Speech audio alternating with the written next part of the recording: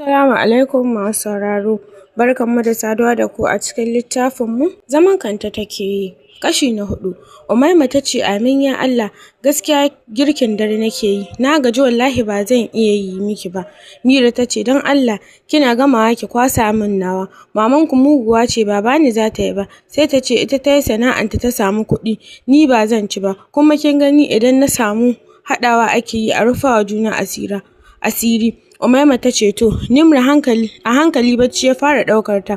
Wannan kenan, NDC Quarters, Ma'aruf wannan duk zancen banza ne, kai ka san yayanku ba zai taɓa aure ba tare da na sani ba, cewar Hajiya Zakiya. Ma'aruf ya ce haka ne, daman kawai na faɗa miki ne in san menene, shi kuma Faruk yana Ma'aruf ya ce haka ne, daman kawai faɗa miki na yi, ina su Mimi?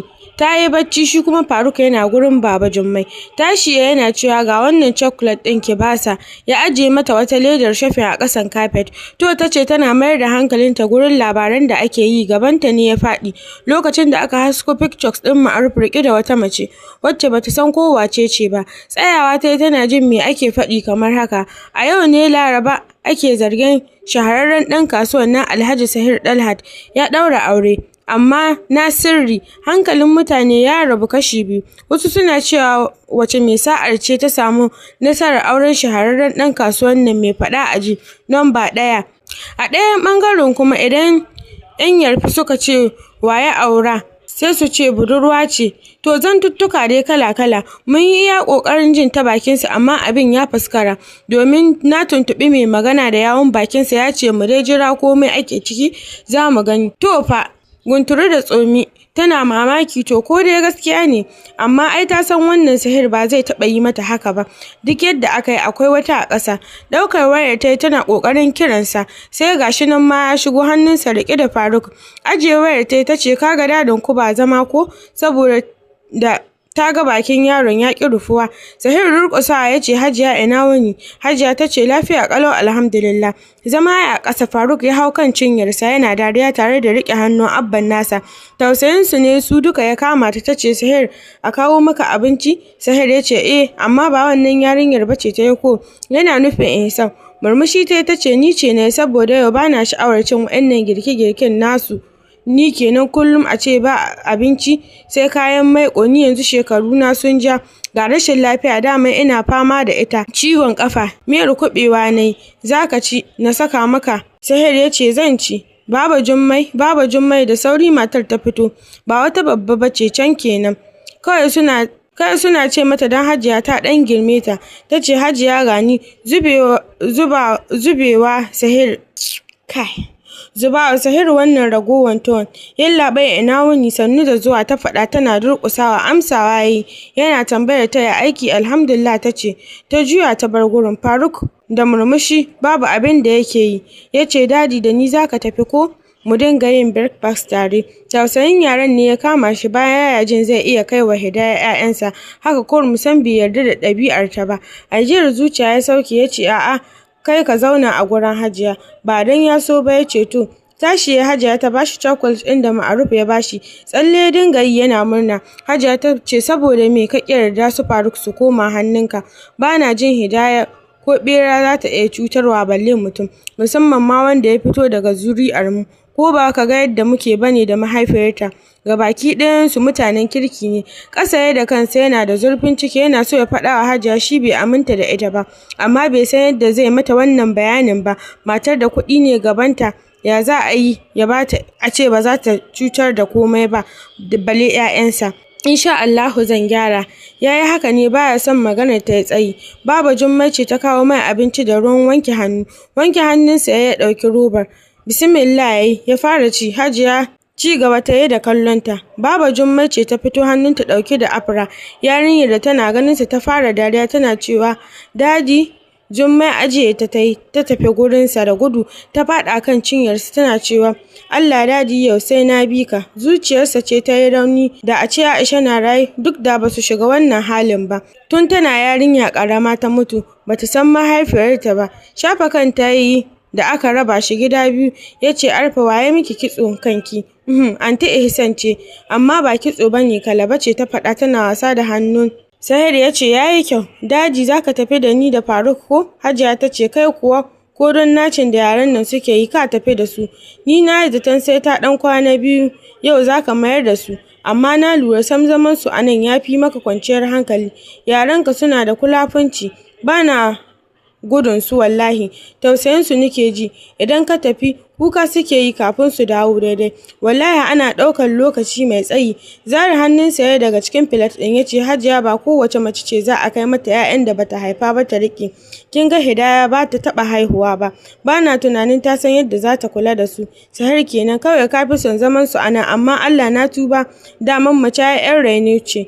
Yarinya karama idan aka siya mata 'yar tsana ai kai zaka ga yi mamakin yadda take kula da wannan 'yar tsanar tata. Shiru yayi bai ce komai ba. Hajiya ta ce da gaske ne aure zaka yi? Dam haka kirjinsa ya bada wani irin sauti da ƙyar sai ta kansa ya ce daman maganar ta kawo ni kenan. Aure nake so na ƙara. Hidaya tana wani abu ne wanda baka so? Hajiya ta jefo mishi wannan tambayar ya ce a. Hajiya ta ce ba zan hana ka ba, Allah ya sanya alkhairi. Amma Sahir ban ji daɗin aurenka ko shekara ɗaya bai yi ba da wasu watanni ka ce zaka ƙara aure. Yarinyar nan tausayi take bani, duk mazajin da take aura ba sa da kirki. Ita haka kenan, haka kaddarar ta take. Wallahi ranar da na ganta a waya na ji daɗi ganin yadda ta yi ƙiba, alamar tana jin daɗin duk da kai kaɗai ka zo baka kawo mai ita ba. Ka kyauta kenan, ban san me kake tunani ba. Baka son ta rabe yaranka. Wallahi kar ka bari ta gane haka. Idan ta gane ba za ta ji daɗi ba. Sahir ya ce Hajiya ba haka nake nufi ba. Amma kin ga ba mazauni bane ni. Bani ba ta dama ta je gidansu ba. Don gidan mutu ban san ba ta zuwa ba. Sahir ban san ka da ƙarya ba. Kar ka fara yi min ita. Yau da yarinyar take son zuwa gidan nan kullum kafar tana nan. Gida kullum da abin da za ta kawo wa yaran nan. Shine zaka ba ta damar zuwa ta ki zuwa? Bai taɓa zaton haka Hidaya ta yi wa Hajiya illa irin haka ba. Sai yau gaskiya mutum mai tufes bai yi ba a rayuwa. Kallon Arfa ya ce Afra, dadi tashi zan wanke hannuna. To dadin Afra ta faɗa tana tashi. Ɗauki filet ɗin ya tafi kicin. Shi rayuwarsa mai sauƙi ce. Ba ruwansa da girman kai. Ajiye waye ya wanke hannunsa ya fito. Faruk ne ya matso kusa da shi ya ce dadi zan bi ka. Shafa sumar kansa ya ce ba tafiya zan yi ba. Mu je falo ko? To ya ce suka tafi falo. Wasa suka dinga yana biye musu inda ka gansa cikin 'ya'yansa ba za ka yi zaton wannan mutum bane mai ɗaukar fuska. Sallar magariba aka tare. Tashi ya riƙe hannun Faruk aikuwa ihu Afra ta saka Ahsan ta ce ta fito gaishe shi ta riƙe ta suka fita alwala suka yi sannan suka tafi masallaci. Wannan kenan. Abbas ba za ka fahimta ba. Wallahi ni yanzu bani da wani right. Jiya Sahir ya dawo ƙasar nan. Kai haƙuri zuwa. Na samu kaina na yi kewarka wallahi, cewar Hidaya. Abbas ya ce ke dai kawai ki ce baki da lokaci na ne. Ke yanzu namiji baya burke ki sai mace. A zuciyar ta ce kamar kuwa ka sani. A fili kuwa sai ta ce no ba haka bane, tabbas ni na ce ba na son namiji, yanzu mace nake aure ko namiji. Kin ga sai an jima, ya faɗa ya kashe wayarsa. Tsaki ta ja tana kunna datar ta ƙarewa bestie magana. Cikin sa'a tana online ta ce wallahi Allah na mata, amma bara yanzu na yi mata magana. Ina fa gurinku ko na zo ne? Don jin ta yi kafin ta bata amsa, sannan ta ce to don Allah ki yi mata, ki ce ba ki iya gamsar da ni ba wallahi shi yasa kama ban neme ki ba. Emoji ɗin dariya bestie ta sako mata ce ai ni tun ranar farko na fahimci kewa ce, amma kar ki damu zan gyara wallahi ina bala'in son ki. Idan ya taɓe baki ta ita ba ta son mace mai ƙananun breast, ta fi son masu auki waɗanda za ta dinga kama su ta cika hannu kuma ga gindi ba shi da zurfi, daga an taɓa ta kawo.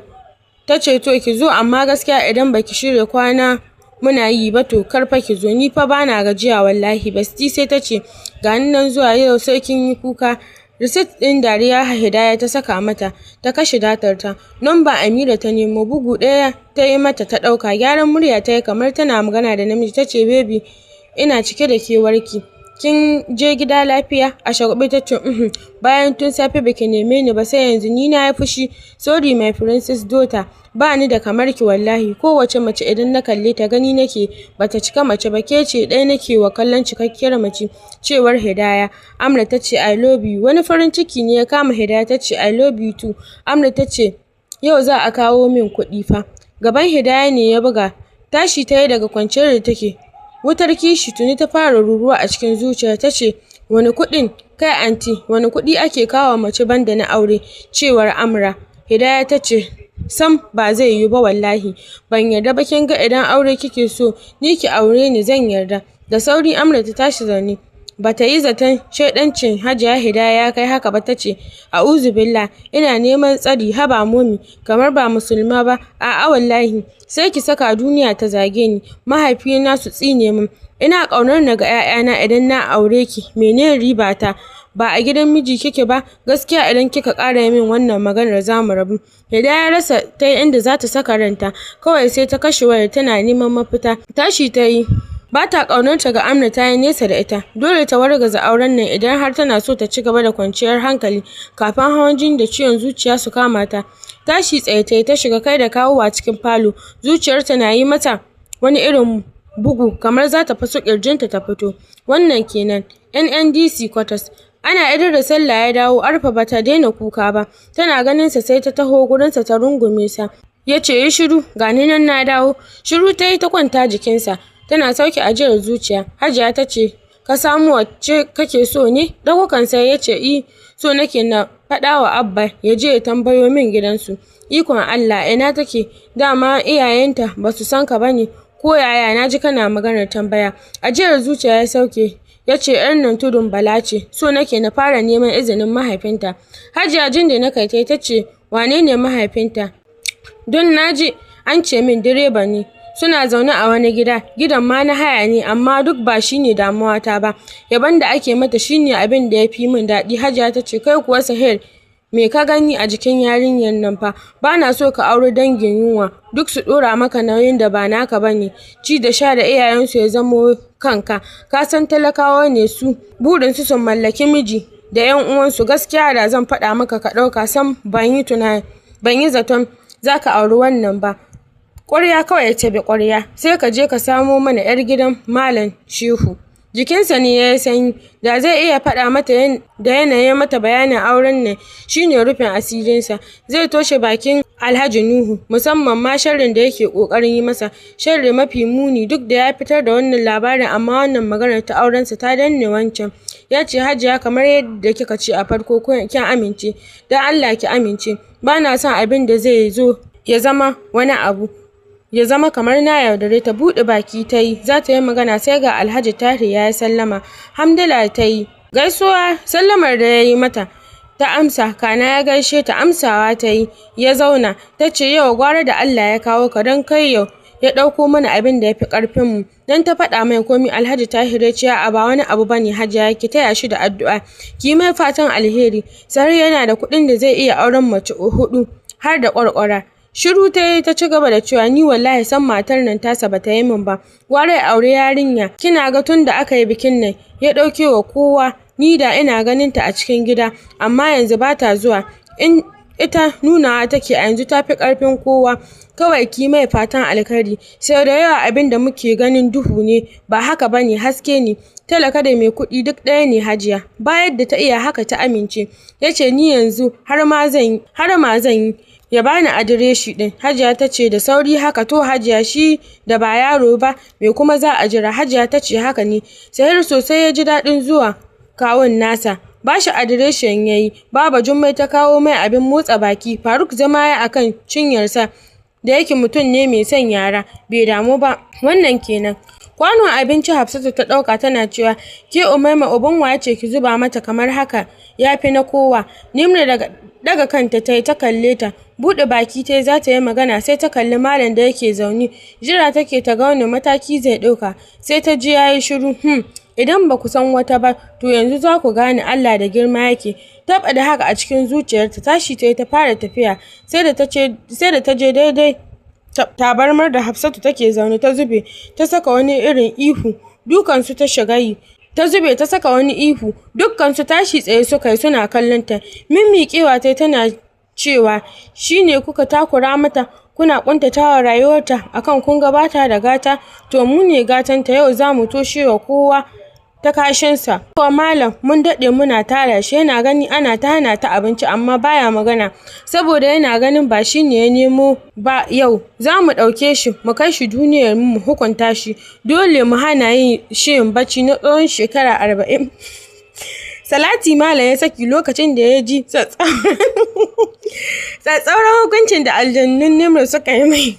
Hafsat ta ce don girman Allah ku yi haƙuri.